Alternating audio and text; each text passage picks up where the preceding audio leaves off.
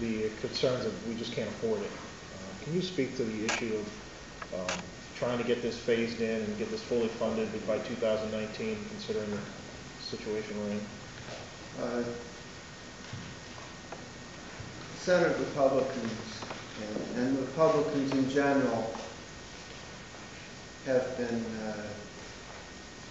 taking a starve the beast approach to state government for a long time now.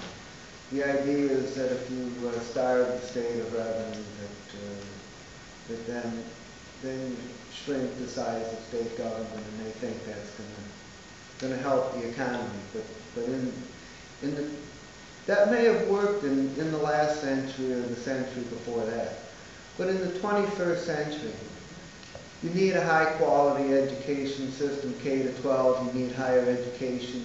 You need infrastructure, and you need these kind of things for business to thrive.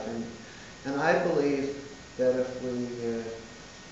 if we put forward a reasonable state revenue approach going forward, and that as the economy starts to improve, that if we're really committed to K to 12 education, that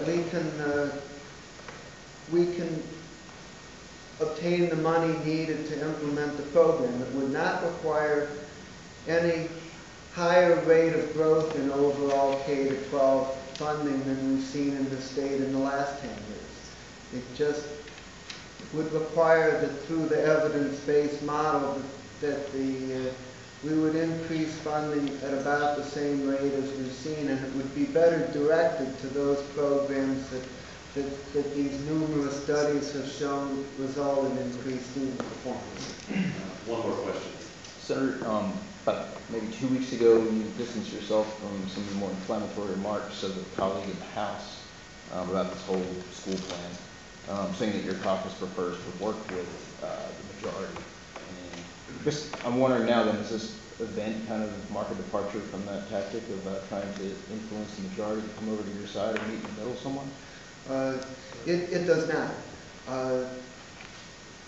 I think that we are probably not going to get a meeting of the minds on this issue in the Senate version of the budget because of what I think the substitute bill is a clear signal.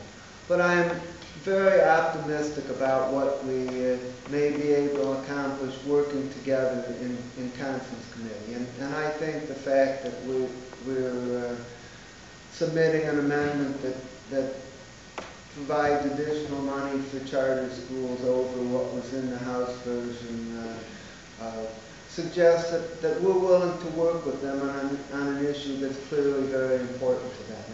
And I believe that it is very important that we move forward on this plan now, and we need to publicly put forward that the status quo version in the current Senate version of the budget is simply not acceptable. But at the same time, we're very much interested in negotiation and collaboration to put together a solution that's going to work. Sure, absolutely. Just a quick remark on this, and I understand that Senator Sawyer wants to make some closing remarks.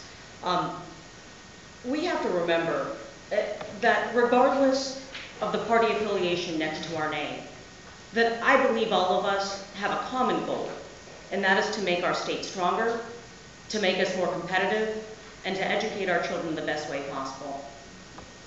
Where we differ is the means to achieve that goal.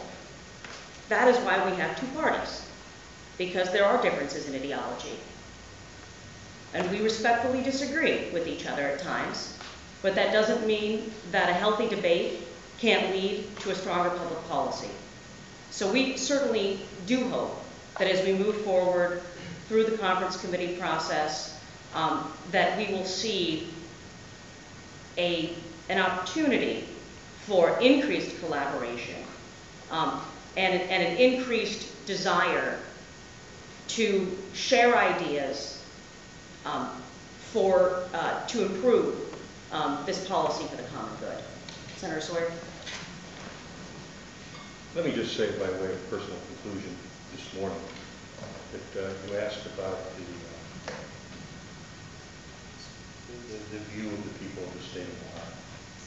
I've been doing this in every level of government, local, state, federal level, as a policymaker for 33 years. And the truth of the matter is that not everyone always agrees on everything. Not even within the school community does everyone agree.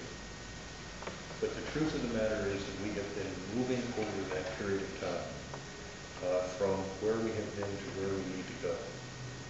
It is no accident that among those who have supported this is the Ohio Business Roundtable.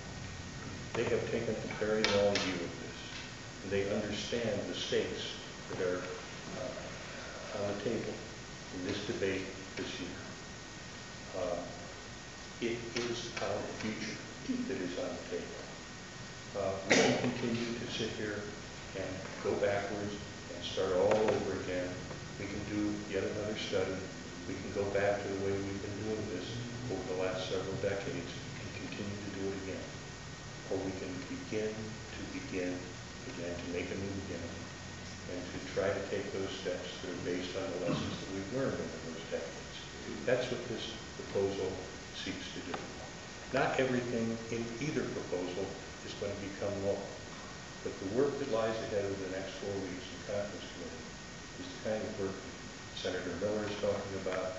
It's the kind of thing that we're capable of doing if we work together.